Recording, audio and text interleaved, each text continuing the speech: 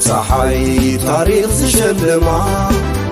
راق فتحي ددبيت الشما صحي زيت عربة كل شعن قهو بايسمت كالميديا ددبيت منه مسرتا حاجرة تقراي زرقاقت بأن مسرتا تكالات تعبر أما عدينا بنرئين نعد حاجة تكالات يخونا هاي تكالنا نحجز زعامة وراي سلازي ددبيت كتعنببن كتعبين شرحي طلاتنا كتصلمتن ددبيت نحجز أبالات ددبيت نخون ددبيت ميديانا لسان حزبنا ددبيت تيفي بعود كخمبت زعامة وراي ددبيت ميديانا ميديا حزب تقراي ددبيت ميديا حزب تقراي ددبيت ميديا حزب تقراي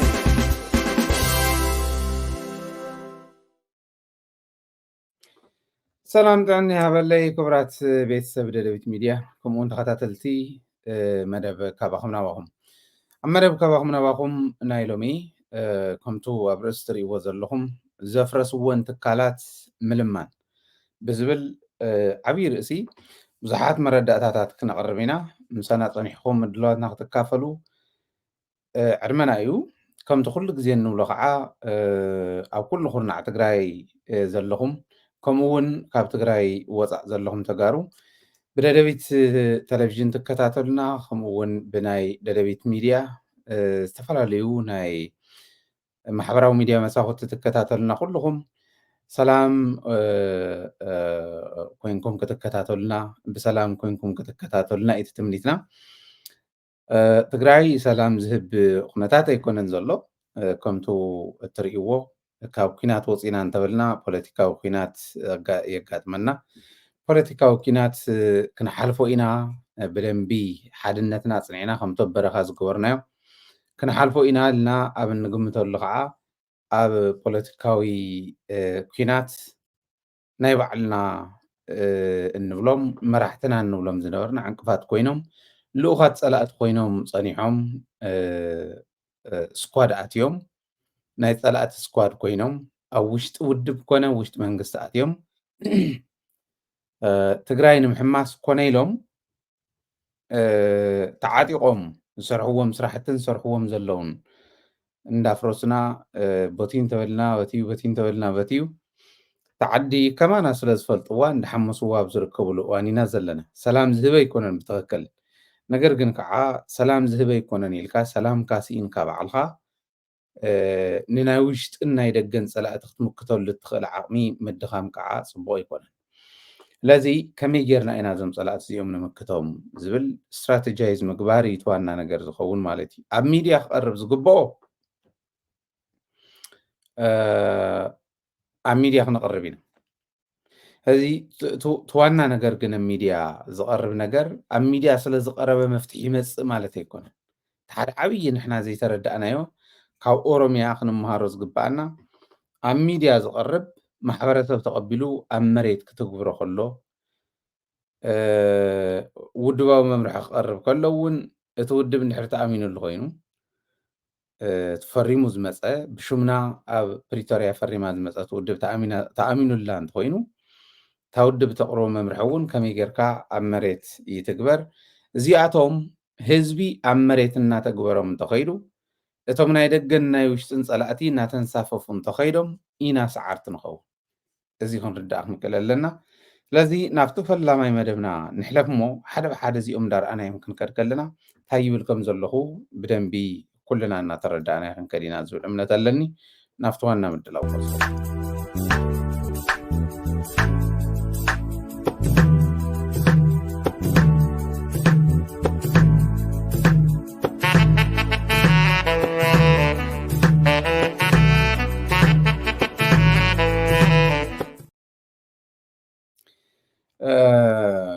እቶም ኣብ ትግራይ ብዋናነት ናይ ውሽጢ ፍልሖ ኮይኖም ነቐዝ ኮይኖም ህዝቢ ትግራይ ዘንቅዙ ህዝቢ ትግራይ ናብ ፈተና ዝእትዉ ዘለዉ ሓይልታት መን እዮም እንታይ ከዮም ዝገብሩ ዘለዉ ዝብል ዘርኢ ሓደ ኣብነት ርኢና ኢና ናብቱ ዋና መደብና ክንኣቱ ኣብ ናይ ሎም መደብና ንሪኦም ሓደ ብሓደ ንሪኦም መደባት ሓደ ብሓደ ንሪኦም መረዳእታታት ብደንቢ ብኣንክሮ ኣስተውዒልካ ምርኣይ ከድሊ እዩ ማለት እዩ ኣብዚዩ ሳይድ መሓዝን ዘይመሓዝን ምንም ፋይዳ የብሉ ንወድቕ ዲና ዘለና ወይስ ነተሲ ኢና ዘለና ንወድቕ ዲና ዘለና ንጸላኢ ቦታ ዲና ንኸፍተሉ ዘለናስ ወይስ ንምክት ኢና ዘለና በልኽ ንእከለ ደገፍኩን እከለ ይደገፍኩን ፆታ ቆልዓ ኣብ ወፃእ ዘሎን ውሽጢ ዘሎን ሓይሊ ኣነ ብጣዕሚ ቅጭ ዘምፃልካ ክንዲ ክርኮ ዝኾና ርእሲ ሒዞም ሽንጥሮ ዘየሳግር ፍልጠት ሒዞም ህዝቢ ትግራይ ናብ ሓዊ ክእቅልዎ ከለዉ እንዳሰሓቑ ክኸዱ ከለዉ ታክሲ ዝውር ውዒሉ ንባዕሉ ደቁ ኣብ ፅቡቅ ኣቕሚጡ ንህዝቢ ትግራይ ኣብ ሓደጋ ዝእቱ ዘሎ ሓደ ናይ ዳያስፖራ ኣባል እየ ባህሊ ገሊኦም ትማሊ ዝተሳዕሩ ናይ ኢሃፓ ናይ ደርጊ ኣባላት ንኣብነት ናይ ኢሃፓ ኣባላት ኢልና ኣብነት እንተኢልና በዓል ሙዘይ መረሳ ሕወሓት እያ ገጢመላስ ስዒራትን እግረይ ሰሊዓትን ኢሉ ኣነ ይቅርታ ነቲ ቃል እዚኣ ተገይራ ኢሃፓ እዩ ነይሩ ኢሃፓን ሕወሓትን ተጋሪኦም ተሰማሚዖም ፀላእቲ ክድምስሶም ዝግብእሉ ኢሃፓ መስፍናዊ ስርዓት ከቕፅል ሕወሓት ኣርዑት መስፍናዊ መግዛእቲ ከውርድ እዮም ተላዒሎም እዚ ንህዝቢ ትግራይ ይጠቅም ንሞ ከፍ ኢልና ንረዳዳእ ተባሂሉ ኣብ ክንዲ ምርድዳእ ኖ ሕወሓት ተዘየጥፋኣ ኺኢሉ መስፍናዊ ተሓሳስባ እግረይ እንዳሓፀብኩም እንዳተገዛእኹም ኢኹም ትነብሩ ዝብል ካብ ናይ ፀላእቲ ዝገደደ ኣተሓሳስባ ሒዙ ክቃልስ ከሎ ኖ እዚማ ይኸውንን ኢሎም ተጋደልቲ ሕወሓት ገጢሞምሎም ስዒሮሞም ኣብቲ ግጥም ንሱ እግሩ ተሰሊዑ ተወቂዑ እግሩ ተቆሪፁ እግሩ ታስ እዚኣ ተቐይሞም ዘይመረሳ ዘቐይሙ እዚኣ ሒዙ ህይወት መናእሰይ ትግራይ ህይወት ህፃናት ትግራይ ንክጠፍእ እንታይ ገይሩ መንነቶም መኸፍልጠኩም መጀመርያ መንነት ናይዞም ሰባት እዚኦም ብደንቢ ጌርኩም ምስ ፈለጥኩም እንታይ ይገብሩ ኣለዉ ዝብል ከዓ ክንመፅእ ኢና ሕዚ ሙዘይ መረሳ እንታይ ገይሩ ማሕበር ገስገስቲ ዶ ገለዶ ትግራይ ኢሉ ማሕበር ገስገስቲ ትግራይ ኢሉ ማሕበር መስሪቱ ምስ ተቐየምቲ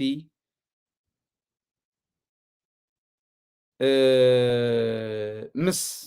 ደለይቲ ስልጣን ምስቶም ከክንዲ ክርኮ ዝኾና ርእሲ ዘለውኦም ንህዝቢ ዘይሓስቡ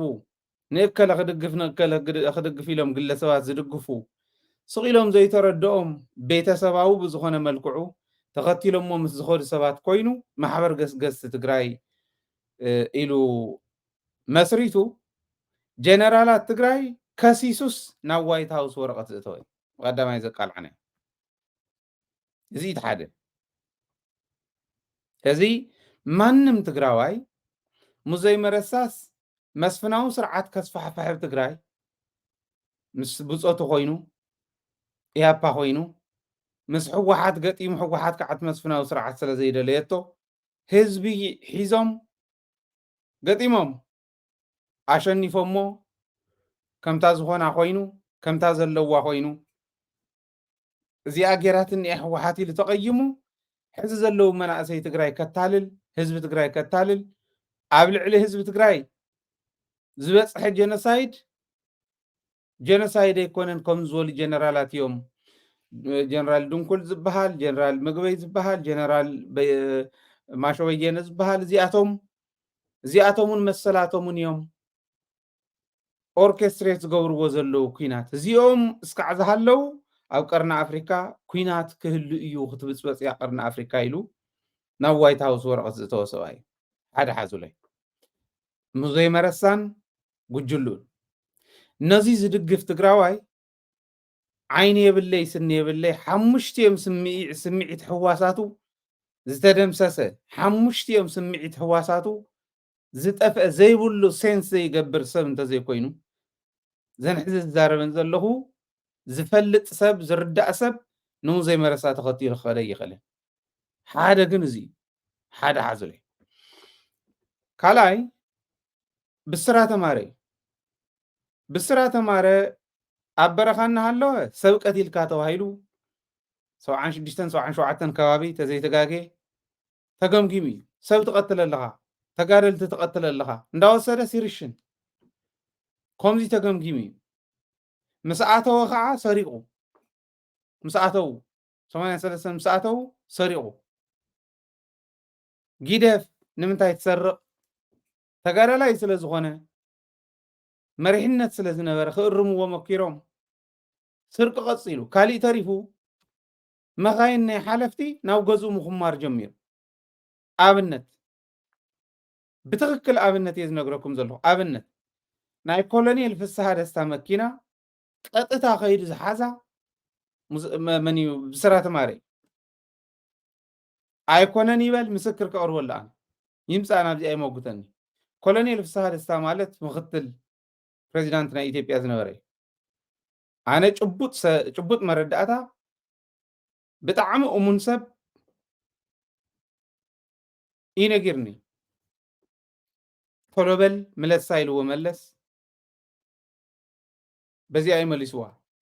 መሊስዋ ማለት እዩ ምናልባሽ እታ መሊስዋ ናይ መለሳን ክንሪኣ ኢና ቀፂልና ግን ናይ ኮሎኔል ፍስሓ ደስታ መኪና እንተይተረፈ እዩ ምእራይ ጀሚሩ እቱ ምስ ወልስ ናብ ምእራይ ኣትዩ ዋና ሌባ ናይ ሌብነት መግለፂ እዩ ነይሩ ኣሲሮሞ ይሰርቕ ስለ ዝነበረ ንምንታይ ስቂለ እንዳሰረቕኩ ዘይቀፀልኩ ንምንታይ ኣሰሩኒ ኢሉ ተቐይምዎም በረኻ ወፂኡ ሕወሓት ናብ ቀልቀል በፂሓላ ተባኢሶም ዶ ከምዚ ኮይኖም ዶ ገለ ኮይኖም ዶ ክበሃል ከሎ ብስራ ተማረ ኣሎ ብድሕሪት ሆ ይብል ይወፅእ ኣብ ሚድያ ይወፅእ ሽዑ ኣብ ሚድያ ይወፅእ ክልተ በሉለይ መን እዮም ዞም ሰባት እዚኦም ሰብ ዘታልሉ ዘለው ዝብል ክትሕዙ ምእንታን ኢለ ክልተ በሉ ናይ ሓደ ሓደ ግለሰባት ከዓ መፂኦም ከይዶም መሬት ዝሓተቱ ኣለዉ ማለት እዚ ዋው ፋይሎም ኣብ ሕጊ ዘሎ ስለ ዘለው ገሊኦም ዘይክንጠቕሶም ኢና ፅግዕ ይብሉ እሞ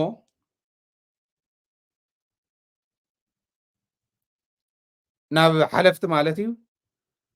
ናብ ሓላፊ ምፅጋዕ ናብ ሓላፊ ምቕራብ መሬት ክትረክብ ካሊእ ጥቕማ ጥቕሚ ክትረክብ ኣብ ኣኼባ ክትፅዋዕ ኣብ ፅቡቕ ሆቴላት ገለ ክትእንገድ እዚኣ ጥራሕ ዝሓስብ ፀቢብ ርእሲ ኣሎ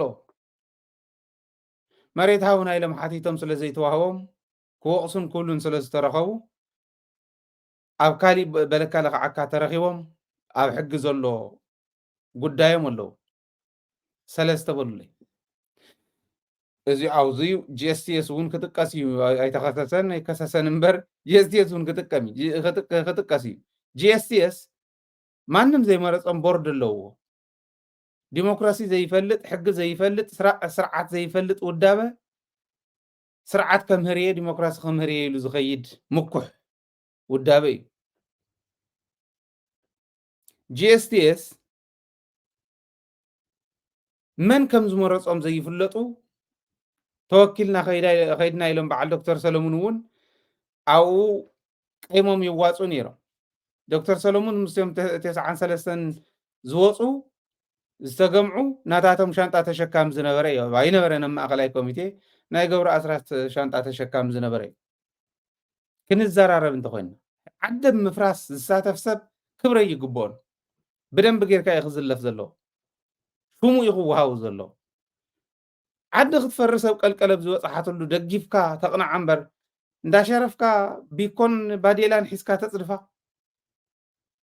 እዚኦም ኣለዉ እዚኦምን ከምዚኦምን ዝበሉ ካብኡ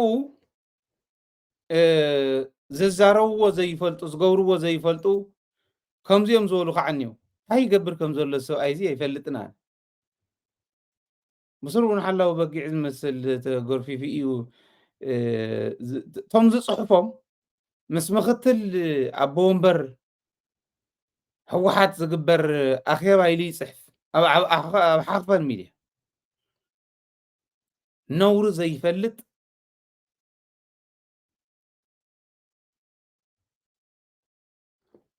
ክግበር ዘለዎ ክዝረብ ዘለዎን ዘይብሉን ዘይፈልጥ ስርዓት ዘይፈልጥ ሰብ ይኸም ዝገብር ኣብ ናይ ግሉ ድላዩ ክፅሕፍ ክእል እዩ ኣብ ናይ ሚድያ ግን ከምኡ ክፅሕፈ ይነበሮም ባህሊ ሕዚ እዚኣቶም ተኣኪቦም እንታይ ይገብሩ ኣለዉ ብዳያስፖራ ሽም ይነግዱ ኣለዉ ማለት እዩ መን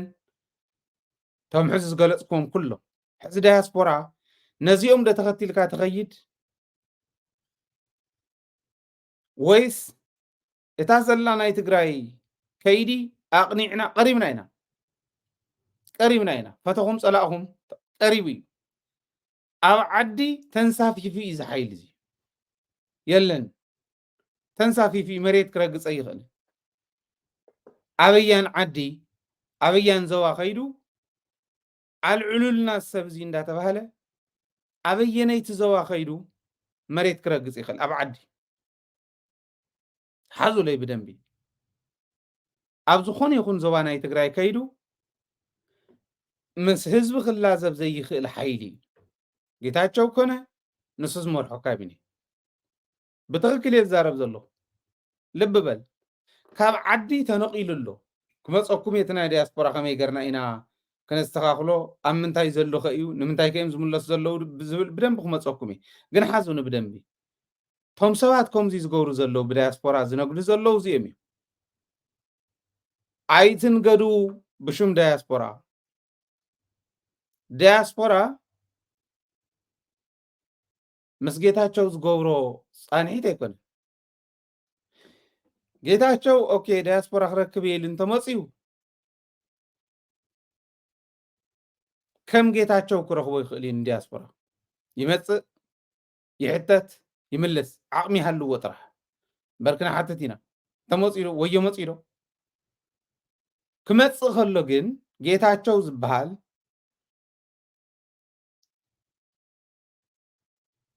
ከምዚ ዝበለ ንኣብነት ኣብ ግዜያዊ ምሕዳር ፕሬዚዳንት ዝነበረ ሕዚ ግን ሕወሓት ዘንሳፈፈቶ ውክልና ሕወሓት ሒዙ እያ ካብ ሰማያት ኣይኮነን ነጢቡ ስልጣኑ ሕወሓት ኣልዒላቶ እያ ካብ ሕወሓት ናይ ሕወሓት ምክትል ይኹን ይትረፍ እሞ ናይ ሕወሓት ኣባል እውን ኣይኮነን ኣብዚ እዋን እዚ ሕዚ ነቲ ጉባኤ ነቲ መበል 14 ዝተካየደ ጉባኤ ሪኮግናይዝ ንዘይምግባር ነቲ ሕዚ ተመሪፁ ዘሎ ዝሓሸ እንብሎ ብታሪክ ሕወሓት ምክትል ኮይኑ መፂኡ ዘሎ መንእሰይ ሕጊ ዝፈልጥ ኩሉ ዝፈልጥ ንኩሉ ኢንጌጅ ክገብር ዝኽእል መሪፃ ኣላ ሕወሓት ንዕኡን ሪኮግናይዝ ንዘይምግባር እንተዘይኮይኑ በዓልኩም ንባዕልኩም ክትፅልኡ ስካር ክትገድፉ እንተዘይኮይኑ ድሕሪ ሕዚ ሕወሓት ወሲናስ መራሕታ መሪፃ እያ ጌታቸው ተመሊሱ ምክትል ዝኾነሉ የለን እዩ በቃ የለን ምድርዳር ዝበሃለው እዚ የለን ብሕጊ ብመስርሕ ሕወሓት እውን ክምለስ የና ውድበይ እንተይሉ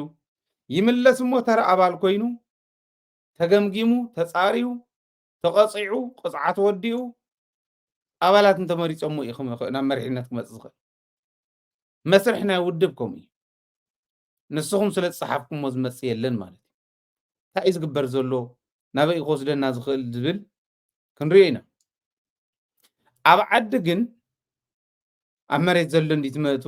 ጉዳይ ኣዲሱ ዝበሃል ሓደ ወዲ ኣብ ዝኾነ ብዙሕ ኢምፓክት ዘይብሉ እኳ ብፌስቡክ ስለ ዝፀሓፈ ዝመፅእ ለውጢ የለን ስካር እዩ ዝገድፍ ኦኬ ትዕዝብቲ እዩ ዘምፅእ ሓደ ኣነ ንሕወሓት ዝብሎም መዝግቡ ከም ውድብ ናይ ውድብ ጉባኤ ሪኮግናይዝ ዘይገብሩ ልዕሊ 100 ገለን ሰብ ተኣኪቡ ዝወሰኑ ውሳነ ብሓደ ቆልዓ ፌስቡክ ስለ ዝፀሓፈ ዝፈርስ ኣይኮነ ስካሪ ዝገድፍ ከምዚ ዝበሉ ሰባት መላኻዕቲ ግን ፅባሕን ጎ ከዓ በዚ ኮይኖም ክመፁ እዮም መን ከም ዝነበረ መን ከዓ መን ከም ዝነበረ በቲ ሓደ ገፅ ክፅሓፍ ዳታቤዝ ክህልወኩም ኣለዎ ሕወሓት እየ ዝብል መንግስቲ እውን ከምኡ ካልኦት እውን ከምኡ ከምዚ ክንሕዝ ክንክእል ኣለና ካብ ኩሉ ንላዕሊ ኮሚኒቲ ትግራይ ኣብ ሲያትል እዚ እንድሕር ትገብሩ ከምዚ ንክገብር እንተኮንኩም ትምውልዎ ዘለኹም ንሓኽፈን እዚ ንክፅሓፈሉ ወንጀል ክስራሐሉ ኤጌንስት ጠለብ ህዝቢ ትግራይ ኣብ መሬት ዘሎ ህዝቢ ካሊእ ይብል ንስኹም ብካሊእ ኸይድኩም ነቲ መኸተ ዕንቅፋት ንክኸውን እንተኾንኩም ትምውልዎ ዘለኹም ሲያትል ጌጋ እዩ ወንጀል እዩ እዚ ኣብዝዩ ተሳተፉ ዘለኹም ወንጀል እዩ ቦርድ ናይ ሓኽፈን ክተስተኻኽልዎ ይግባእ ወይ ሰብ ክትቅይሩሉ ይግባእ ኦኬ ሰብ ክቅየረሉ እዩ ሓቂ ክፅሓፍ ክኽእል ኣሎ ጌታቸው ምምፅኡ ኣነ ይፀልኦም ይፈትዎ ብጣዕሚ ደስ ይብለኒ ይምፃእ እሞ ኣነ እውን ክሓትት እየ ንሱ ኣይኮነን እቲ ጉዳይ ጌታቸው ምክትል ሕወሓት ኣይኮነን ጌታቸው ፎርዛት ማተር ናይ ግዜያዊ ምሕዳር ፕሬዚዳንት እውን ኣይኮነን ብሕጊ ደረጃ ግን ደሓን ናይ ግዜያዊ ምሕዳር ፕሬዚዳንት ይበልዎ እሞ ሓደ ካሊእ ፕሬዚዳንት ስካዕ ዝመፀልና እምበር ተንሳፊፍ እንድዩ ናይ ሕወሓት ግን ቫይስ ፕሬዚዳንት ይትረፍ እሞ ቫይስ ቸርማን ይትረፍ እሞ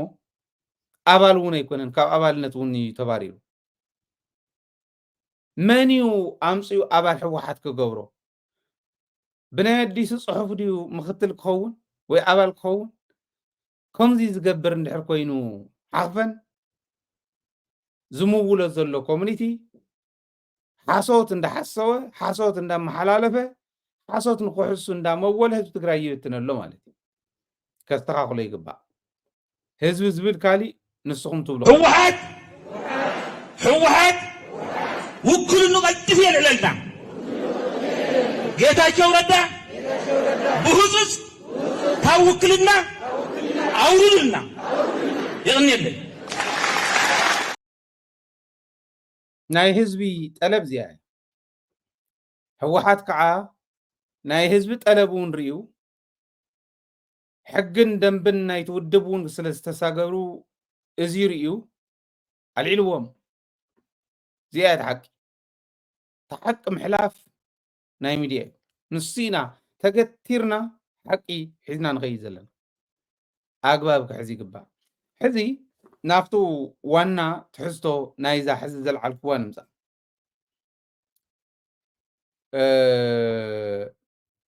ብሽም ዳያስፖራ ይተቐልዱ ሓደ መልእኽቲ እዩ በዓል ሙዘይ መረሳስ በዓል ብስራ ተማረስ ንሕወሓት ስለ ዝተቐየምዋ ቀይሞም ክዋፅኡ ዳያስፖራ ይፅውዐሎ ምስ ዳያስፖራ ዝርርብ ገይሩ እንዳተባሃለ ናብ ቀዳማይ ናይ ንክንደያ ከምኡ ኢሎም ባዕሉ እዩ እቲ ሕዚ ንብሎ ዘለና ከምኡ ገይሩ ዘፋልጦ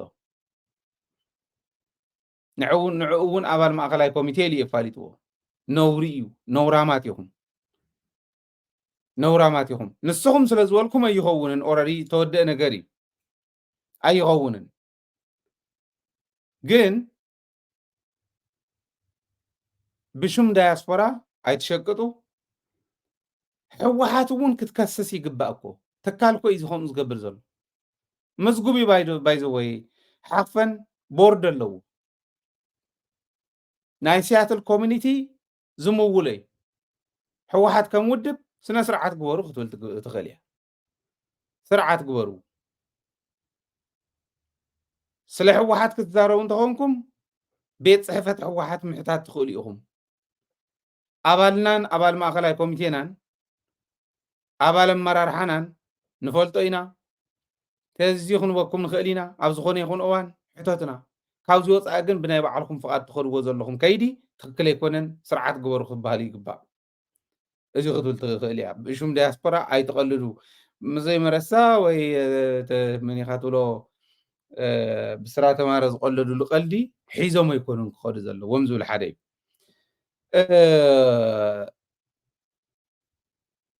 ኣብዚ በዓል መን ምዃኖም እዚኣቶም ቶም ዘመሓድርዎ ዘለዉ ነዚ ከም ዝበለ ጉጉይ ሓሳብ ክንርዳእ ይግባእ ጌታቸው ምምፅኡ ግን ሕጂ እውን እንተኾነ ክመፅእ እንድሕር ኮይኑ ኣነ እውን ተረኺበ ክሓትት እየ ምምላስ የብቃዓዮ ጥራሕ ዓቕሚ ረኺቡ ይመልስ ጥራሕ ይምፃእ ድፍረት ይርከብ ይምፃእ እሞ ኩሉና ክንሓትት ኢና ምምፅኦ ኣይኮነን ፀገም ማለት እየ ምርካቡ ንሕና እውን ምሕታትና ፀገም የብሉ ኦኬ ዘይግቡእ ዝኾነ ሽም ተዋሂብዎ ኮነ ተባሂሉ ነቲ ጉባኤ ንምምርሳሕ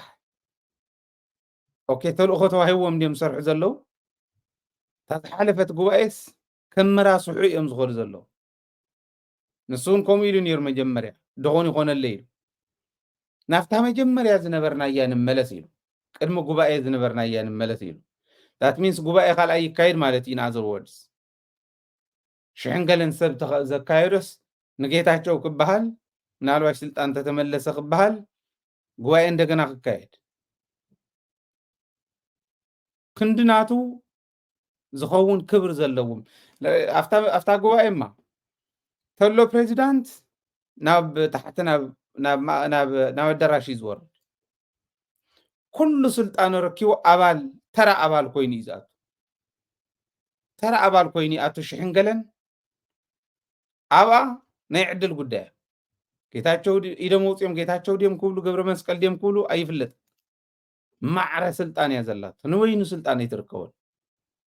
ኣይፈልጥዎን ተካይዳዝ ፕሬዚደንት እስካዕ ዝምረፅ ኣመራርሓ ኮይኖም ይፀንሑ ፕሬዚደንት ተመሪፁ ፕሬዚደንት ናብ መድረክ ክወፅእ ከሎ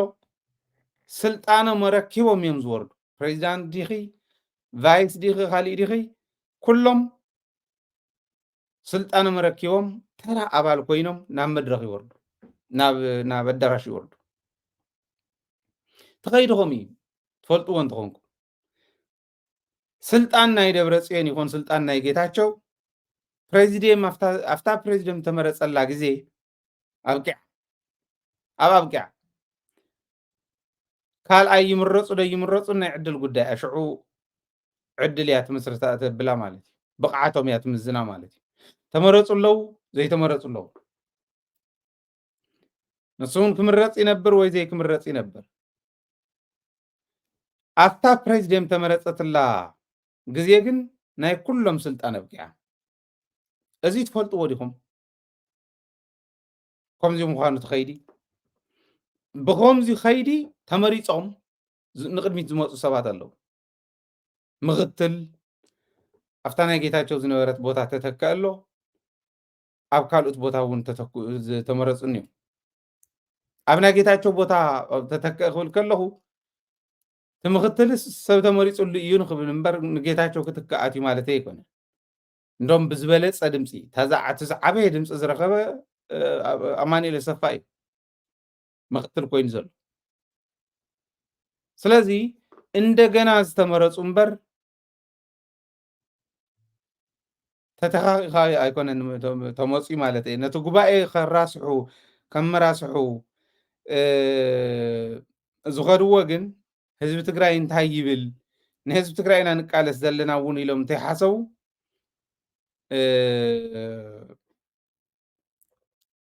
ናይ ባዕሎም ድሌት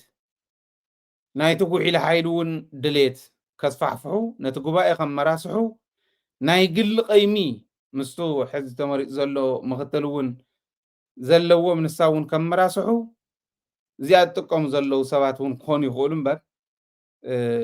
ከምዚ ክኾኑ ይነበሮም ከምዚ ክኸዱ ይነበሮም እቶም ዝፀሓፉ እየ ዝብል ዘለኹ እና ተጠንቀቑ ዳያስፖራ ተጠንቀቕ እንተመፅኡ ኣነ እውን ኣይተርፍን እዩ ትረፍዶ ካሊእ ኣነ እውን ኣይተርፍን ክመፅእ እየ ንምምላስ የውቃዕ እዩ ክንሓቶ ኢና ምናልባሽ ዕድል ዘይክህቡ ይኽእሉ እዮም ኮነ ኢሎም ስለ ዝኾነ ዘዳልውዎ ዘለው ዕድል ዘይክህቡ ይኽእሉ እዮም እዚኣት ሓንቲ ከገብርዋ ዝኽእሉ እያ ከመይ ጌርና ክንኣቱ ከም እንኽእል ከመይ ጌርና ክንሓትት ከም እንኽእል ከዓ ንፈልጦ ኢና ይምፃእ ጥራሕ የውቃዕ እዩ መፂኡ ንምምላስ የውቃዕ እዩ ብዘይ ሽሙ ግን ክመፀ ይኽእል ንሳ ባዕላ ባዕሉ ከስተኻኽላ ክንገብራ ኢና ተይፈተወ ምክንያቱ ኩሉ ግዜ መስመር እንዳጣሓስካ ሕጊ እንዳጣሓስካ ይኽየድ ስርዓት ክሕዝ ክኽእል ኣሎ እቲ ዳያስፖራ ተዓሽዩ ኣብ ልዕሊ ህዝቡ ጨፍጫፍ እንደገና ከተምፁ የብልኩምን መስኮት ንፀላእ ክትከፍቱ የብልኩምን ህዝቢ ትግራይ ዘየድልዮ ስለ ዝኾነ ልዕሉልና ስለ ዝበለ እታ መሬት እንታይ ከም ዝበለ ትርኢኹምማ ኢኹም እታ መሬት ትብላ ዘላ መሬት ዘሎ ህዝቢ ዝብላ ዘሎ ሒዝኩም ተቃለሱ ንህዝቢ ተሓስቡ እንተኾንኩ ዲያስፖራ ኮንካ ኣብ መሬት ንዘሎ ህዝቢ ክትፈርደሉ ይትኽእል ኦኬ ኣብ ፅቡቅ ኣስፋልቲ ናይ ዓዲ ሃገር ስለ ዝዘወርካ እምበር ብትምህርቲ እውን እኮ ዝማዕበለ የብልናን እኮ በቢ ዝኸድናዮ ንእሽተይ ትግራይ ንሰርሕ እንተንኸውን ክንዱ ዝኣክል መስተውዓልቲ እንተንኾኑ እኮ ሓደ ነገር ኮይኑ ከምኡ እኮ የለ ነንባዕሉ ዝባላዕ ዘይሳነ ክልተ ሰለስተ ኮሚኒቲ ዝገብር እዚ እኮ እዩ ኣብ ሕድሕድ ኮሚኒቲ ስኒ ተሎ ዶ የለን ኢልኩም ሕተቱ የዋርደ ይኮንኩን ዘለኹ ብትክክል በዓልኩም ሕተቱ ኣብ ኮሚኒቲኹም ስኒ ተሎ ኣብ ሓደ ኮሚኒቲስ ኣነ እከለ ኮሚኒቲ ክብል ይደሊ ኣብዚ ካሊእ ፌስቲቫል ይካየድ ኣብቲ ካሊእ ፌስቲቫል ይካየድ ኣብዚ ካሊእ ኣኼባ ይካየድ ኣብዚ ካሊእ ኣኼባ ይካየድ 11 ለካቲት ንባዕሉ ሰብ ክልተ ቦታ ይካየድ ይኽበር ንሕና ኢና ነኽብሮ ናይ ጸለምትን ናይ ቀያሕትን ናይ ሓፀርትን ናይ ነዋሕትን እንዳተባሃለ ዝተኸፈለ መስዋዕትነት የለና 11 ለካቲት ንናይ ሰማዕታት መዓልቲ ከምኡ ዝበሃል ነገር የለን ኣብ ከምዚ ሓደ ክኸውን ዘይኽእል ህዝቢ ትግራይ በዓልሙ ዘይመረሳ መቐለዲኦም ክገብርዎ ጀነራላትና ተፃሒፎም ነቶም ኢትኒክ ክሊንዚንግ ተፈፂሙልኩም እዩ ዝበሉናስ ወረቐት ሒዞምሎም ኮይኖም ትድንቁርኖም ክንደይ ናይ ዝኣክል እዚኣቶምስ ብኣካልን ብመንፈስን ዝወደቑ ውዳቃት እዮም ኢሎም ክሓስብዎም ክገብሮም እንተዘይኮይኑ ፍፁም ንድሕሪ ዝመልሶም ኣይኮነን ባዕሎም ሪኦም እዮም ካብቱ ሒዞሞ ዝኸዱ ናይ ግብረ እከ ወረቐት ንላዕሊ ወረቐት ኣለዎም ናይ ባዕሎም ኢትኒክ ክሊንዚንግ ተፈፂሙ ስካዕ ዝብል መረዳእታ ዘለዎ ሰነድ ኣለዎም ናይ ባዕሎም ኣሜሪካውያን ናይ ሙዘይ መረሳ 2 ፔጅ 3 ፔጅ ወረቐት ኣይደልዩ ናይ ድንቁርንኡ መጨረሻ ግን ኮሚቴ መስሪቱ ማሕበር ኢሉ መስሪቱ ትማሕበር ግብረ እከ ሒዙ ኸይዱ እከለ ዝበሃል ጀነራላት ምናልባሽ ትግራይ ሰላም እንተትኾኑ እሞ ናብዚ ናብ ዩናይትድ ኔሽን እቲናዮም ከምዚ ገይሮም ከም ዝበለ ነገር ሒዞምልና ክኸዱ ኢሎም ክሓስቡ ኣብ ዝኽእሉሉ ደረጃ እዮም ግን ዘለዉ ከምኡ እዮም ዝሓስቡ ንሳቶም ክንዱ ዝኣክል እዮም ዘኽብርዎም ንሳቶም ድንቁርና ናይ ሓደ ሰብ ይገርመካ እዩ ነቶም ዝፈልጡና ነቶም ዕርዮም ካብ ባዕልና ንላዕሊ ዝፈልጡና ካብ ባዕልና ንላዕሊ ምስክር ኮይኖም ዝቐረቡልናስ ከምዚ ኢልካ 3 ፔጅ ወረቐት ዘይትረብሕ ወረቐት ሒዝካ ኸድካ ትዋረድ ብኣካል የለ ብመንፈስ የለ ዝወደቑ ሰባት እዮም ኢሎም ወሲኖምሎም ከም ዝኾኑ ፈሪዶሞም ከም ዝኾኑ ርግፀኛ እየ ኦኬ ጌታቸው ዳ እንታይ ክገብር ይኸይድ ናብ ዳያስፖራ ሕዚ ዳያስፖራ ቆልሕ ኢልካ ትርእ ልቢ ዘለዎ ዳያስፖራ እንታይ ኢሉ ክሓትት ኣለዎ ሕጂ ዳያስፖራ ትግራይ ናይ መናእሰይ ውዳበ ነይርዎ ኣነ ብጣዕሚ ዘድንቖም ናይ መናእሰይ ውዳበ ኣብ ስዊድን ነይሮም ኣብ ኩሉ ኣሎ እዩ ኣብዚ ዓዲ ኣብ ኣውስትራልያ እውን ኣሎ እዩ ብዙሓት ናይ መናእሰይ ውዳበ ኣለው ብጣዕሚ ዝድነቑ ዝሰርሑ ዝነበሩ ብተግባር ሓደ ኣብነት ግን ናይ ስዊድን ክነግረኩም ምስ ትካላት ምስ ዓበይቲ ትካላት ተዘራሪብና ፓይፕ እዞም ፓምፕስ ክንረክብ ንኽእል ኢና and we can drill wells ቦርሆል ድሪል ክንገብር ንኽእል ኢና ጉድጓድ ናይ ማይ ጉድጓድ ድሪል ክንገብር ንኽእል ኢና ክንኩዕት ንኽእል ኢና ለዚ ንክንገብር ሓግዘና ኢሎም መፅኦም ቶም መናእሰይ ሪኢኹም ንህዝቦም ክንደይ ይሓስቡ ከም ዝነበሩ ናይ መናእሰይ ውዳበ ናይ ደቂ ኣንስትዮ ውዳበ ነይረን በብቦትኡ ንደቂ ኣንስትዮ ዝሕግዛ ዝነበራ ቶም ፓድስ ዝኸዱ ዝነበሩ ደቂ ኣንስትዮ ዝገብርኦ ዝነበራ ዓብዪ ኣስተዋፅኦ ኩሉ ግዜ ነገሩ ሞተር እንድን ዝገብርኦ ዝነበራ ኣስተዋፅኦ ናይ ደቂ ኣንስትዮ ውዳበ ነይሩ ካልኦት ዓበይቲ ማሕበራት ነይረን ናይ ተጋደልቲ ማሕበራት ነይረን ናይ ደቂ ኣንስትዮን ናይ ደቂ ተባዕትዮን ናይ ሓፈሻዊ ናይ ካልኦት መናእሰይን ካሊእን ናይ ስድራ ስዋኣት ሕድርና ዝበሃሉ ገለ ብዙሓት እዮም ቆፂርና ክንውደሙ ይንኽእልን ብዙሓት ውዳበታት ነይሩ ኣታድ ዝበሃል ናይ ኮሚኒቲ ማሕበራት ውዳበ ነይሩ ካብ ኩሉ ንላዕሊ ኦኬ ዲፕሎማሲና እና ናይ ኣድቮካሲ ስራሕቲ ውዱብ ይኹን ተባሂሉ ናይ ዲፕሎማሲ ከይድና ብደንብ ዝመርሑ መንግስቲ ትግራይ ዝመደቦም ዲፕሎማትስ ነይሮም ቀቂልና ዝበላዕናዮም ቀደም ኣብ ዕድመ ንእስነቶም ተቃሊሶም ናይ ዲፕሎማሲ ስራሕቲ ሰሪሖም ብደንብ ጌርና ተጠቐምናሎም ሎሚ ከዓ ተመክሮ ነይርኩም እዩ ረኽቡ እውን ነይርኩም እዩ ምስ ዝተወሰኑ ዲፕሎማትስ ናይ ዓለም ለዚ ክንጥቀመልኩም ኣለና እቲ ታሪክ ዝነበረኩም ታሪካዊ ረኽቢ ንጥቀመሉ ኣለና ተባሂሎም ወፂኦም ካልኦት መናእሰይ እውን ተወሲኾም በብኸባቢኡ ናይ መንግስቲ ተወከልቲ ተባሂሎም ተቐመጡ ነይሮም ብፍላይ እቶም ኣምባሳደራት እምበርቶም ድሓር ተቐመጡ ናይ ዲፕሎማቲክ ረኽቢ ካብቱ ዋይደር ኮሚኒቲ ንላዕሊ ብዙሕ ዝፈልጥዎ ይኮነን ግን እንዳተለማመዱ ዝፀንሑ እቶም መንግስቲ ዝመደቦም 3-4 ዝኾኑ ዲፕሎማትስ ግን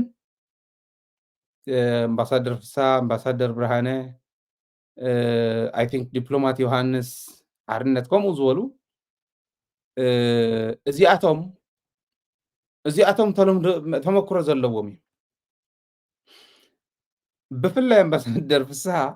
ኣብ ዘይኣተዎ እውን ይነበሮን እንዳፀዋዕና ለይቲ እንዳልዓልና ቀትር እንዳልዓልና ሚድያ ካውንስል ዝበሃል ነይሩና ንሕና ንመርሖ ኣነ ዝመርሖ ዝነበርኩ ሚድያ ማንም መዲቡና ኣይኮነ ባዕልና ተኣኪብና ዝመስረትናየ እዩ ጀጋኑ ኣያታት እከበቢሎም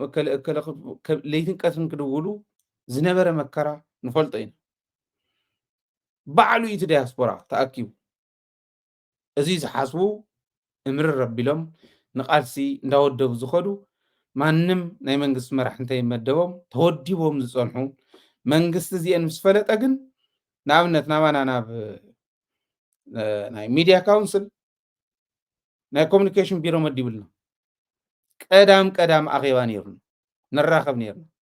መኸተ ስለ ዝኾነ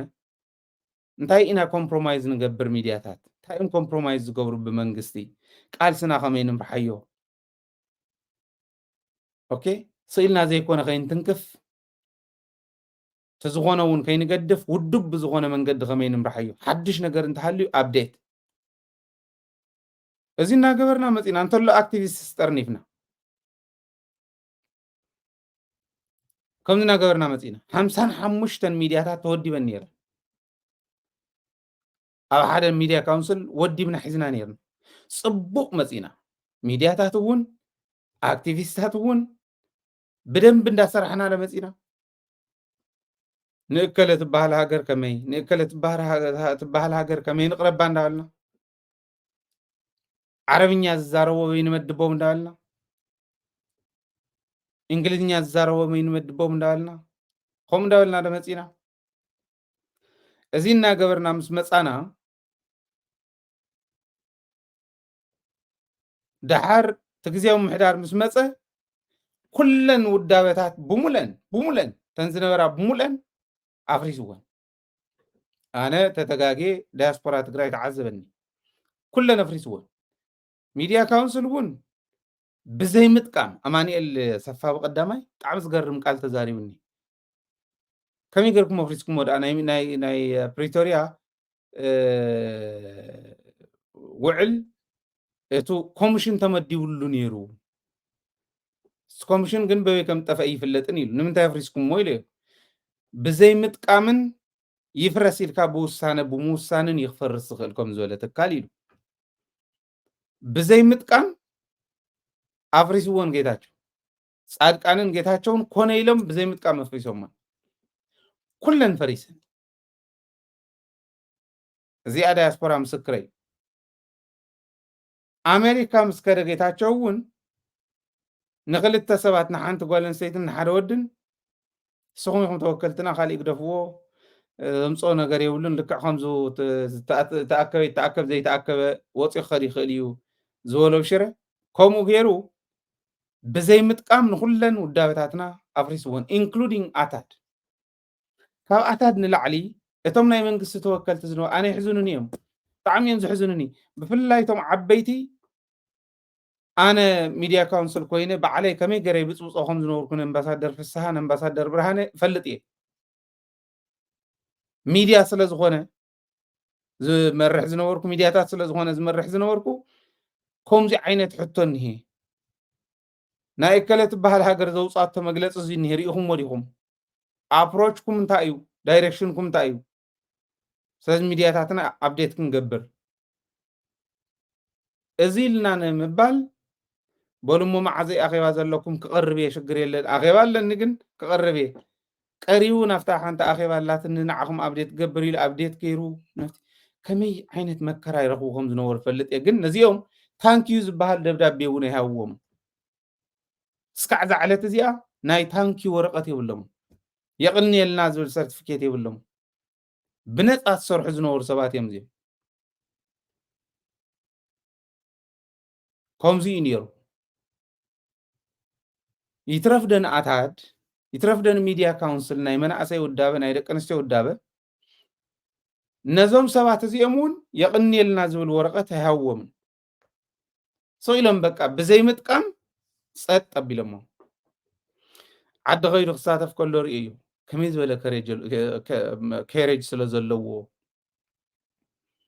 እዩ ሰብኣይ እዚ ከረጁ ስኢሉ ኤክስትሪም ዝኾነ ሰብኣይ ከም ምዃኑ ተዓዚበ ኣነ ክኸድ እውን ማለት ዓቕሚ የብለይን ከይደ ኡ ክሳተፍ ተጠቂሙ ማፅዩ ድሕሪኡ ሓደ ድንፍፍ ስለ ዝመፀ በቃ እንታይ ዝበሃል ስእልካ በቃ ከምዙ ብጣዕሚ ብዘሕፍር መንገዲ ኺድ በሉ ዓይነት ብዘይ ምጥቃም ምስዳድ እዚ ኮይኑ ዳያስፖራ ውዳበታቱ ብከምዚ ዶ ፈሪሶም ኣፍሪሶሞ ጌታቸው ንክልተ መዲቡ ክልተ ሰባት መሪፁ ጓልን ወድን ታብ ጓል እኳ ይተቐበለተኗ ተወዲ ግን ተቐቢልዎ ካብ ግሩፕ ኤ ናብ ግሩፕ ቢ ከመይ ገይሩ ከም ዘለለ ብዘይፍለጥ ኣብ ግሩፕ ቢ ርኢና ከምዚ ዓይነት ዕብዳን ንክመፅእ ውዳበታት ኩለን ክፈርሳ ገይሮም ውዳበታተይ ተፍርሱ እንዳበልና ፀኒሕና ብፍላይ ኣነ ክብል ፀኒሕ እስካዕ ዛዕለት እዚኣ ውዳበ እንተፈሪሱ ኣኸለ ቃልሲ ፈሪሱ ማለት ይደፉ እንዳበልና እዮም ፀኒሕና ናይ ዕብዳን ሰባት እዮም ይዓብዱ ኣለዉ ይዓብዱ ነይሮም ክዓብዱ ከዓ እዮም እንታይ ስለ ዝተረኸበ ሕዚ ጻድቃን እውን ባይዘወይ ከምኡ ገይሩ ጌታቸው ጥራሕ ኣይኮነን ጌታቸው ክልተ ሰባት ወኪል ደይለኩም ሳኣብያቶ ተወዲ ተቐቢልዎ ካብ ግሩፕ ኤ ናብ ግሩፕ ቢ ዘሊሉ በቃ ከምዚ ተገልቢጡ ከምዚ ኢልና ርኢናዮ ታጓል ኣብያ ጻድቃን እውን ከይዱ ዝተወሰኑ ሰባት ይፀዊዑ ዝተወሰኑ ሰባት ናፍታ ዘለዋ ቦታ ፀዊዑ ንዖም መኺርዎም ውዳበ ዝበሃል ግን የለን ኣይገበርኩን ይበል ከምስክረሉ ኣበይ ከም ዝፀውዖም መነመን ከም ተፀውዑ ፈልጥ እያ ፀዊዕዎም ፀዊዕ ዛሪብዎም ቃስኹም ኢኹም ትሕግዙና ገለታት ኢሉ እዚ ኩሉ 2 ዓመት ዝመፀ ውዳበ ኸ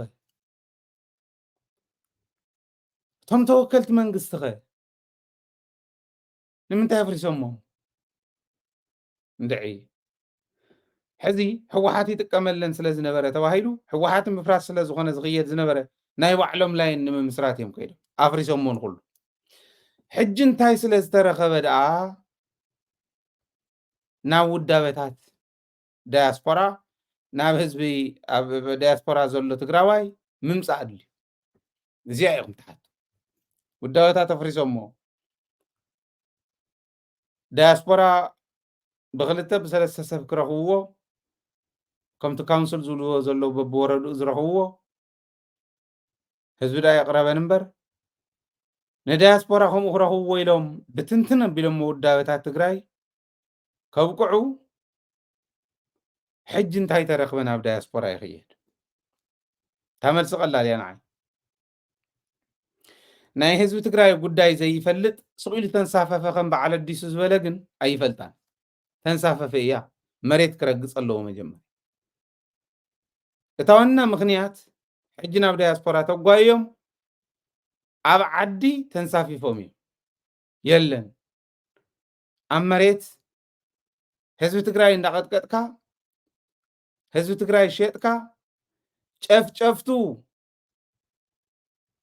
ኦኬ ዘይክፍል ዋጋ ዘኽፈልዎ ልዕሊ 400 ካብ ጨፍጨፍቲ ተባሂሎም ተፈለዩ ሰባት ብለይቲ ሰብ ከይርአ ሓቢእኻ ሰዲድካ ምልክት ጀኖሳይድ ዝበሃል ፅርግ ገቢልካ ሰዲድካ ህዝቢ ትግራይ ንዑቕ ርእሱ ዘድነነ ጌርካዮ ክተብቅዕ ከለኻ ኦኬ ኣብ ህዝቢ ትግራይ ምቕላድ ኣይከኣልን ክትወርድ ኣይትኽእልን ትንሳፈፍ ከምታ ተንሳፈፎማኒ ኣብ ዓዲ ንቕል ኢሎም ስለ ዝወፁ እግሮም እንዳነቐለ ብጉጤት እንዳውፆም ስለ ዘሎ ህዝቢ ኦኬ እዚኣ ስለ ዝገበረ ዳያስፖራ ሒዞም ዋዕዋዕ ክብሉ እንታይ ክዓፁ ዲፕሎማቲክ ረኽቢ ናይ ህዝቢ ትግራይ ብደናቁር ዓዶም ብዝሸጡ ጅቦኦም ጥራሕ ብዝሓስቡ ቀይሞም ጥራሕ ብዝሓስቡ እዚኣቶም ዝመርሕዎ ንዑቋት 3 ፔጅ ሒዙ ኸይዱ መዓት ሰነዳት ናይ ኢንተርናሽናል ኮሚኒቲ ኢንተርናሽናል ትካላት ዘውፅኦ ሰነድ ሒዞም ንዘለው መንግስታት 3 ፔጅ ሒዙ ኸይዱ ጠለው እንዳበለ መኒ ሙዘይ መረሳን መኒ ብስራተ ማረን እዚኦም ብዝመርሕዎስ ኮንቪንስ ክንገብሮም ኢና ኢሎም ሒዞም ብዝኸዱ ደናቁር ዓዶም ዝሸጡ በዚኦም እያ ተዘዊሩ ዳያስፖራ ትግራይ ዲፕሎማቲክ ረኽቢ ናይ ህዝቢ ትግራይ ክዓፁ እዚኣ ንክትዕፆ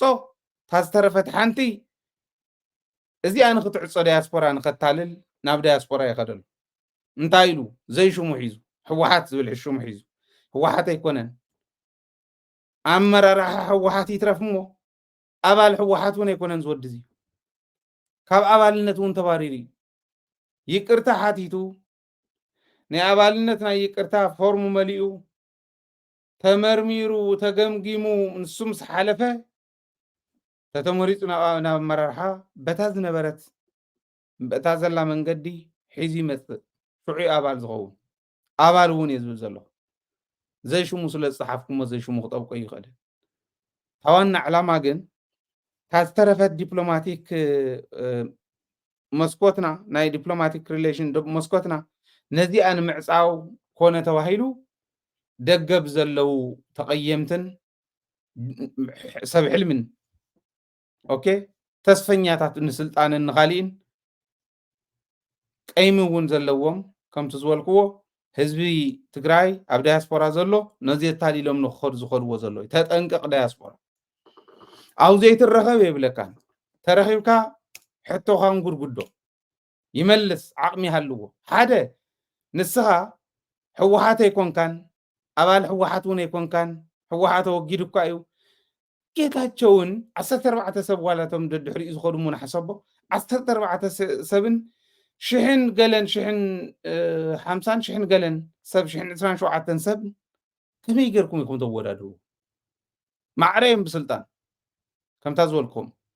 ድሕሪ ፕሬዚደንት ምምራፅ ኤቭሪባዲ ኣፍታ ኣዳራሽ ዘሎ እንተሎ ደብረፅዮን እውን ሓዊስካ ማዕረ ተራ ኣባል ኮይኑ እዩ ዝቐርብ ከመይ ጌርኩም ኢኹም ተወዳድሩ ሙላቕ ባልዶንጓን ኣብ ክሻ ሙሉእ ዘሎ ባልዶንጓን ከመይ ጌርካ ተወዳድሩ ስለዚ እቲ ውድብ ብውድባዊ መስርሕ ወሲኑ ኣሎ ካብ ኣባልነት እውን ኣባሪርዎም ኣሎ ይትረፍዶ ካብ መሪሕነት መን ኢኻ ንስኻ ምኽትል ሕወሓት የልካ መፂኻ ኣብዚ ከፍ ኢልካ ዘለኻ ሓደ ካልኣይ ምልክት ጀኖሳይድ ዝበሃላ ብሙልአን ፀሪግካ ናይ ምውሳድ ዕላማስ መን ሃበካ በልዎ ዋ ካብ ጌታቸው ንላዕሊ እኮ ዝጨፍጨፈና ሰብ የለን ተንኣሰ ጀኖሳይድ ዝፈፀመልካስ ከሲስካ ኣብ ዓለም መጋባእያ ጠጠው ክተብሎ ትኽእል ኢኻ እቲ ጀኖሳይድ ዝፈፀመልካ ከይኽሰስ ኮነይ ኢሉ ጠጠው ኢሉ ጠበቃ ኮይኑ ናይቱ ጀኖሳይድ ዝፈፀመልካ ጠበቃ ኮይኑስ እቶም ፈፀምተስ ኣይፈፀሙን ምክንያቱ ምልክት የለን ንሳቶም እውን የለውን ሓፂን መፂን እውን የለን ካሊእ እውን የለን ሰነዶም እውን የለን وانت عالم تفصيم زي فلت غدكوي تفصيمنا بجيتاچو تابين صينا حزس اويلكا نبيع خلق اسكا بيت رخوم مزيوم سنه بيت رخوم لمسات يم بيغرنا نملسوم حزي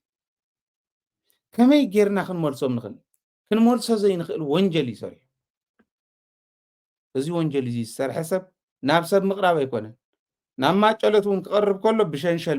بنوح شنشل اسير كاز قرب سب كي لغبكا كي محلال فلكا حمامي يزيبسو موزغم زولا سب مصيس انتي حاتيتكم يكون كتصدوا خنريين انا امن لي دياسبورا تግራይ يامني كمصلو ملاساي كوين ግን ይምጻዓቅሚ ሃሉ تزي شو مزهو سبات ግን كحتت اللوم حوحات نزين تزي حاتيتا نتودا بيات حتى نكوميونيتي سياتل يا خت زلو سبونسرنا غوركم تصرفنا سبونسرنا غوركم شومنا تصلمنا زينا هنا نعنا زي وكل تصحفو زي وانجلي ميديا انت خوين ميديا ايتا زي كوين ناغلسب انت خوين ناغلسب يبولنا بغلسب درجه احنا حتى تقولوا خولو سلازي ኣብ ዓዲ ዝተንሳፈፉ ብግብሮም በትግብረ ግብሮም በትገለጽክዎ ማለት ንኣብይ ኣሕመድስ ኣብ ኣይቲቲ ይቅረበልና ኢልና ንኸድ ምክንያቱም ስለ ዝፈፀመ እንተዝህልዋ ነይረን ኦፕን ሚዚየም ጌርና ይሕሰቡ ተንሓፂን መፂን ዋይ ንጠቐመለን ኦፕን ሚዚየም ይኾና ይሕለዋ በቃ ብተጋደልቲ ዋርድያ ዓለም እንዳመፀት ትርኤን ከምዚ ዝገበሩ ኮይም ጀጋኑ ኮይም ተጋሩ ጀጋኑ ኢና እንዳባልካ ምፍካር ኣይኮነን መፅኦም ፈረንጂ ነዚአን እንዳሰኣሉ ኢአር ዝብላው ኢቲ ዝብላው ታንክ ድየን ድሩዓት ድየን ኦራላት ድየን ተኣየር ዘን ኣየራት ዝረገፋ ድየን እዚአን እንዳሰኣለ ከመይ ዝበሉ ዓዲ እዮም ቀረብ የብሎም ገለ የብሎም ብረቶም እንዳሓደጉ ንጸላእትስ ሒዞሞ ብዝመፁ በትር ደሲቆም ዝስዕሩ ኢዶም ጠምዚዞም ናብ ዓለም ለኻዊ ውዕል ዝወስዱ ተጋሩ እዚኦም እዮም ረኣይዎም እዚአን ዘትረፉ ኢሎም ኣብኡ ዝነበራ እተን ዝረኣኹመን መኻይንን ካልእን በብቦትኡ ተቃፂለን ዝነበራ ኣነ ዝብለኒ ዋላ እቲ ናይ ቀደም ከምዚ እንተንገብር ናይ ኣታዊ ፍልፍል እዩ ናይ ጀጋኑና ምልክት እውን እዩ ነይሩ ካብ ኩሉ ንላዕሊ ግን ጀኖሳይድ ኢልና ክንሓትት ላይቭ ምስክር እዩ ላይቭ ምስክር እዩ ነይሩ እዚአን ብጌታቸው ጠፍየን ነዚስ ውይ እንተትብሉ ኣይትረኽብዎን በቃ እኺሉ ኸይዱ የብልካ ካልእ ተሪፉ ሰነዶም እውን የለን እዚ ዝገበረ ሰብ ኮይኑስ ኣብ ዓዲ ፎቅ ተባሂሉ ኣንታ ጨናው ተባሂሉ ችድ ጨኒኻና ኢሎም እዮም ኣባሪሮም ጨኒኻና ሕማቅ ጨኒኻና ናይ ትግራዋይ መንፈስ የብልካን ትግራዋይ ጎዲእኻ ህዝቢ ትግራይ የጭፍጭፍካ ኦኬ እንተሎ ምስ ሰነዶም ፀላእቲ ጨፍጨፍትና ምስ ሰነዶም ሰዲድካ ኣዋሪድካና ኺድ ተባሂሉ ተሰዲዱ ኣብ ዓዲ ከምታ ዝረኣኹሞም መድረኻት ተባሪሩ ሓፊሩ ከም ክንቲ ተፈኺሱ ሕዚ ነታ ዝተረፈት ናይ ዳያስፖራ ዓያሹ ሒዙ ደናቁር ሒዙ ከደንቁር በል ይብል ኣሎ ተጠንቀቕ ዳያስፖራ እያ እታ ዋና ንህዝቢ ትግራይ ትሓስብ እንትኾንካ መንገድታት ህዝቢ ትግራይ ንምዕፃው ዝተረፈት ናይ ዳያስፖራ እታ ናይ ዲፕሎማቲክ ሪሌሽንና ከዓ ልክዕ ከምታ ናብ ኣይሲሲ ነቕርበለን ላይቭ ምስክራት ዝደምሰሰን ብዳያስፖራ ክካየድ ዝኽእል ፐብሊክ ዲፕሎማሲ ኣበላሽዩ ንምኻድ እዩ ዝመፅእ ዘሎ በቃ ማለት ክሕተት ዘለዎ ሓቲትካ ምስዳድ እዩ ትዘይሽሙ ተሸኪሙ ምምፅኡ ግን ኣብኡ ውርደቱ ተኸናኒቡ ክኸይድ ክኽእል ኣለዎ ኢለ እየ ዝሓስብ ካልእ ትትማል ዝበልክዎ ጀነራላት ትግራይ ንኣዲስ ኣበባ ምኻድ ኦኬ ሓደ ሓደ ኣወንታይ ኢሎም ክሓስብዎ ይኽእሉ እዮም ክዘራረቡ እዮም ከይዶም ከምዚኦም እዮም ከይዶም ገለታት ክብሉ ይኽእሉ እዮም እንታይ እቲ ዝተሓት ዘሎ ይመስለኩም ባቡር ካብ ሃዲዳ እንተወፅያ ኣኸለ ተገልቢጣ እያ ማንም ክመልሳ ይኽእል ንዓኣ ክመልስ ዝኽእል ቴክኒካል ሰብ የለን ትግልበጥ እንተሓሚቕና ፖለቲካና እንተሓሚቑ ኣብቲ ናይ ፖለቲካል ሪፕሬዘንቴሽን ኣካል ኮይኖም ሓገዝቲ ኮይኖም ክኸዱ ዝኽእሉ ብቕዓት ዘለዎም ፖለቲከኛታት ኣብቲ ውሽጢ ናይ ወታደራዊ መሪሕነት እንተሃልዮም ይኸዱ ፖለቲካዊ መሪሕነትን ናይ ወታደራዊ መሪሕነትን ኣፈላላይ ከም ዘለዎም ንኢትዮጵያውያን ብደንቢ ገይሩ ከርድእ ንክኽእል እዩ ከምኡ ገይሩ ፀዊዕዎ እዚ እዩ ሕዚ ብምንም ተኣምር ክትእምኑን ይትኽእሉን ኣይ ሰራዊትና ዝሓዞ መትከል እዚ እዩ ኢልና ክነፍልጥ ኮይና ከይድና እዮም ክብሉ እዚኣ እዮም ኩሉ ሰራዊት ምስ ኣብይ ኣሕመድ ዘራኽብ ምንም ዓይነት ስትራክቸር የብሉን ሰራዊትና ከምኡ እንተዝኾኑ እውን ክብሩ እንተዝሕሉ ክፍራሕ እንተዝኽእል ንሕና ዘራኽብ የብልና ምሳኹም ዓድና ኢና ንሕሉ ሰላም ክንፈጥር ኢና ፕሪቶርያ ክንትግብር ኢና እንተኢልኩም ሬዲ ኢና ምስ ህወሓት ተዘራሪብኩም ተንተምፅዎን ፖለቲካል ውሳነ ከፍ ኢልና ንሕና እውን ገምጊምና በዚኣ መሰረት ክንትግብር ድልዋት ኢና ካብዚ ወፃኢ ግን ዓድና ካብ ምሕላው ማንም ክእግደና ይኽእልን ፖለቲካሊ ምሳኹም ኮኔክትድ ኣይኮናን ወታደራዊ ብዝኾነ ስትራክቸር እውን ምሳኹም ረኽብ የብልናን ተባሂሉ ክብሩ እንተዝሕሉ ይፍራሕ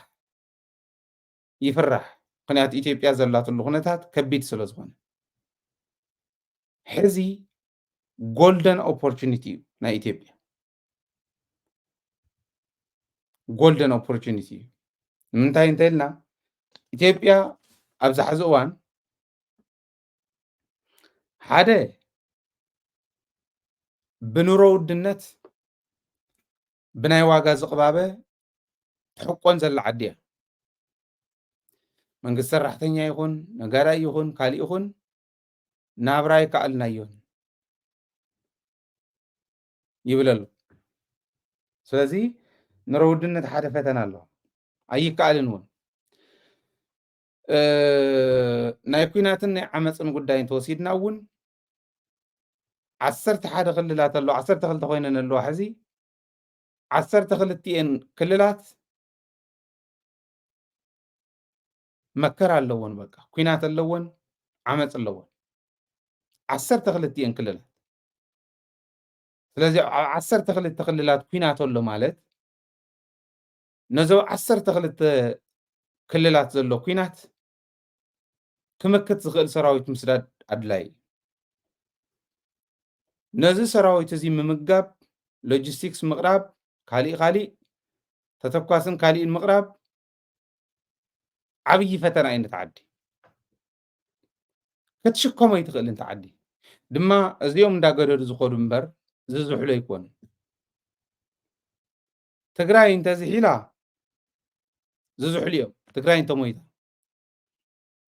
ከምቲ ዝገብሮ ዘሎ ልክዕ ናይ ወለዱ እዩ ዝገብር ዘሎ ንሱ ንሕና እውን ናይ ወለድና ኢና ንገብር ዘለና ኢለ እየ ዝሓስባ ናይ ወለድና ብረት ኣልዒልካ ከይድካ በረኻ ንፀላእ መኪትካ ምምፃእ ፀላእ ስዒርካ ምምፃእ ናህና እዩ ኣብ ዓዲ ምስኣተኻ ነንባዕልካ ተባሊዕኻ ነንባዕልካ ተናኺስካ ነንባዕልካ ተቃቲልካ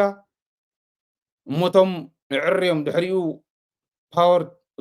ቴክኦቨር ክገብሩ ዝኽእሉ ሰባት እውን ንሸዋ ተፀዊዖም ኣብ ሸዋ ኮንቪንስ ተገይሮም ከለ ደኣ ከምዚ እንዲ ዝብለካ ተባሂሎም ተመኺሮም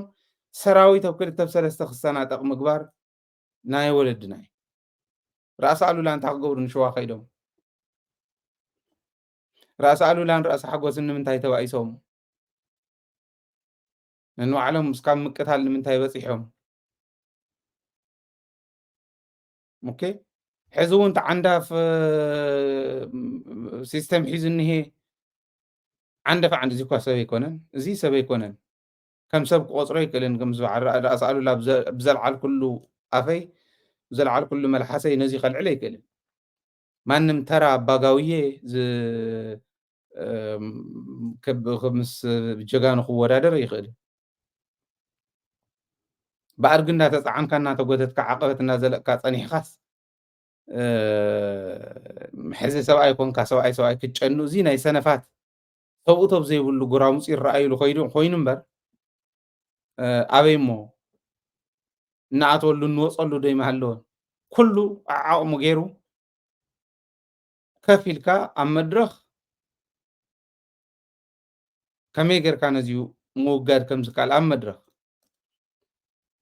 قليل نير تزاري وخركع زي غيل سكا توتوتوتوتوتوت مبالي يكون سرعات بزلوه مصاصانا ون بدن بترجمو ناويكن كركم نخيل ون ترجمون حزب رديو كومزي زول مرحتي إنا بحالتي توقيدهم بسرعات بحقي توقيدهم بوتهم حيزهم سرعات بزلوا من قد يخمر حزو خلو سوات نقدمي زموصلو ممچچاو يقالني كومزيوم زولو ستيم كوودادور زخولو يكون ግን ናይ ወለድና ኢና ንሰርሕ ዘለና ማለት ማንም ሰብኣይ ዘይብሉ እውን ጎራሙፅ ተላዒሎም ናይ ዓቕሚ ጉዳይ እንዲ ፋጨርጨር ምዋለመ ይተርፍን ብፓወር ምብልዖ ኣዳሃገረፍቲ ኮይኖም ሸዋ ኮይኖም ይፃወቱልና ስለዚ ድሕሪ ወታደራዊ ዓወት ፖለቲካዊ ጎነፅ ምህላው ብጣዕሚ እዩ ናይ ወለድና ኢልና ንወስዶ ማለት እዩ ለዚ እታ ፃውዒት ናይ ዳያስፖራ ከምታ ትማል እውን ዘረኣኹም እዚኣ እንድያ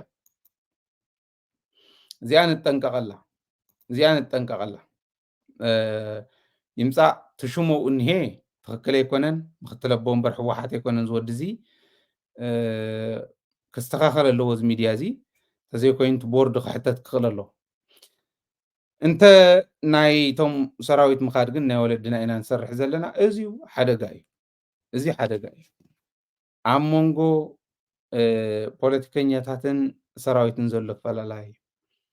ኣብ መንጎ ሰራዊት መራሕቲ እውን ኣፈላላይ ነቓዕ ንክህሉ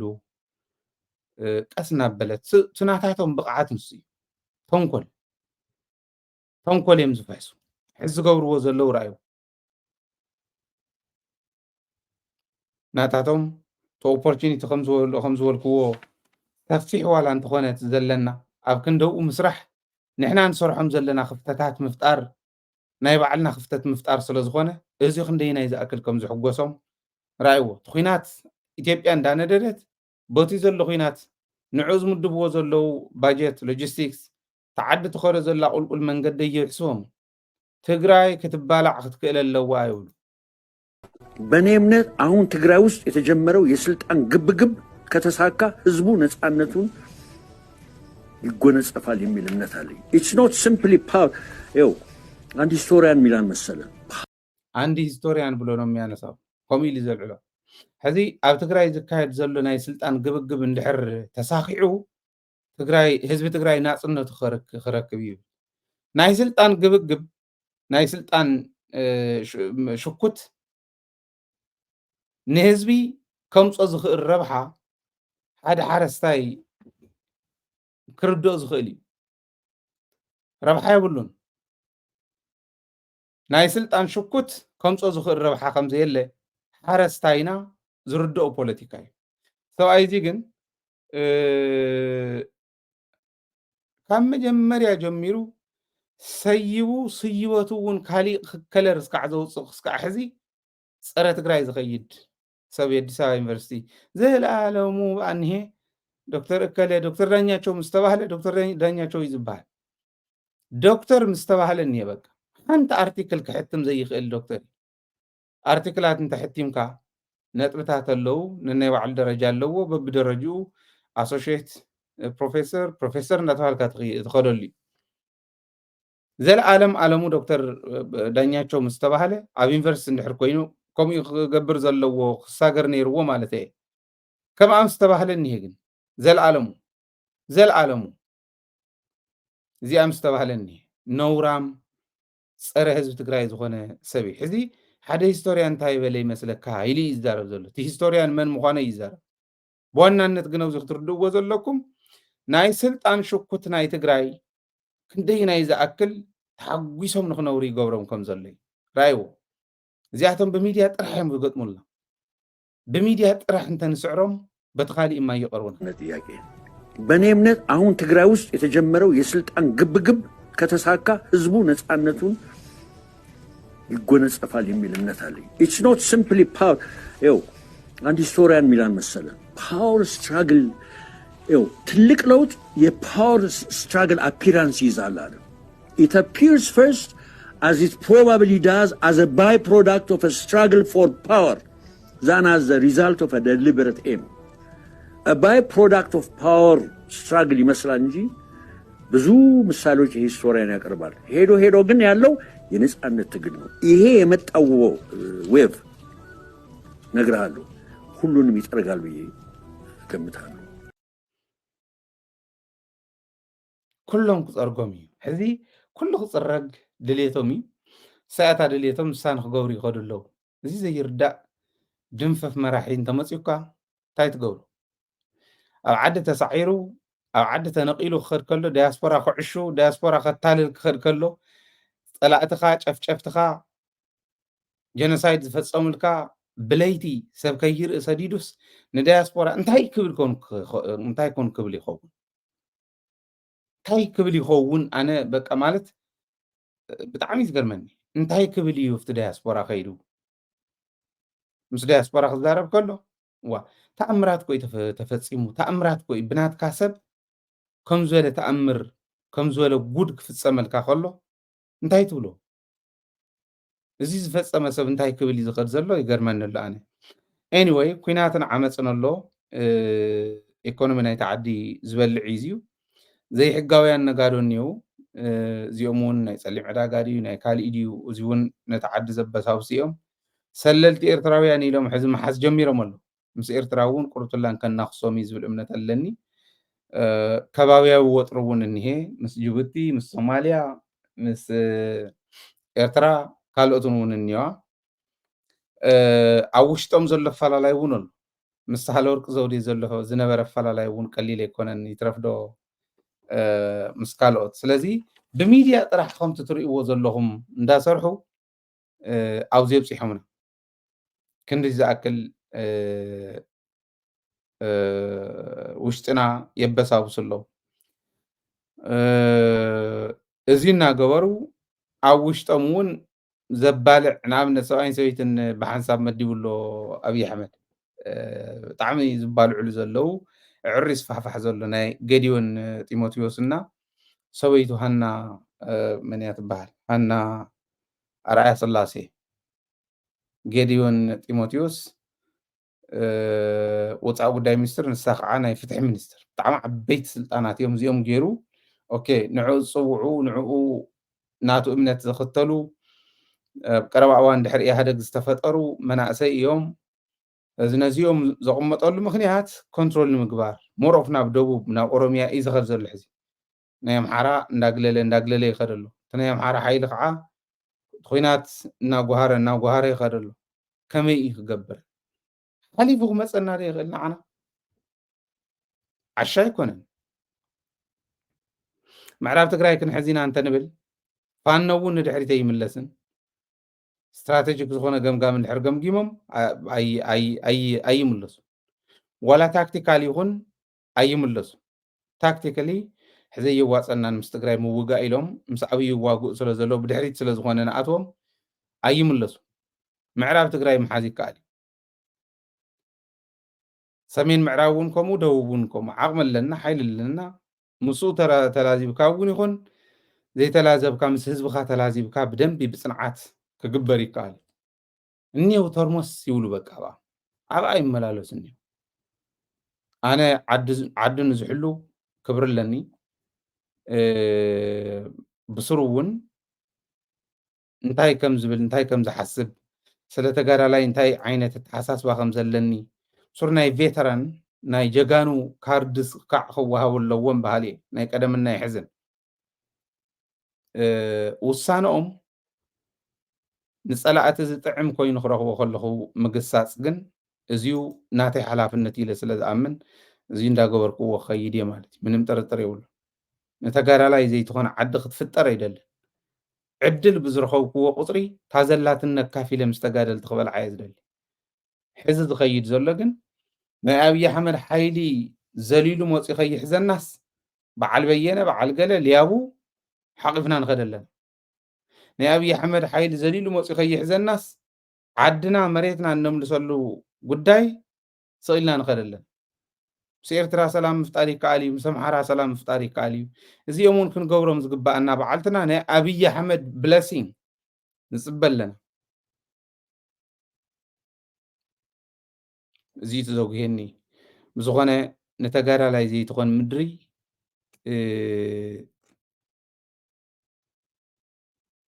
ኣነ እውን ክነብረላ ኣይደልን በዚ ተረድኡ ለይቲ ዝብሎ ዘለኹ እቲ ከይዲ ግን ብዙሕ ክንሰርሕ እንዳኽኣልና ብዙሕ ክንረክብ እንዳኽኣልና ኣጉል ዝገብሩና ዘሎ ብላዕሊ ዝኒሄው ናይ ተልእኮ ድዩ ናይ ድሌት ድዩ ናይ ምንታይ እዩ ኣይፈልጥን እዚ ይኸደሎ ዝብል ክርኢ ስለ ዝደሉ ኤኒዌይ ኩሉ ሓሊፉ ተኣነ ዝምነዮ ኩሉ ሓሊፉ እዞም ንዓዶም ክብሉ ኣካሎም ዝገበሩ ተናእሰ እቲ ዝሓለፈስ ሓሊፉ እቶም ብሂወት ዘለው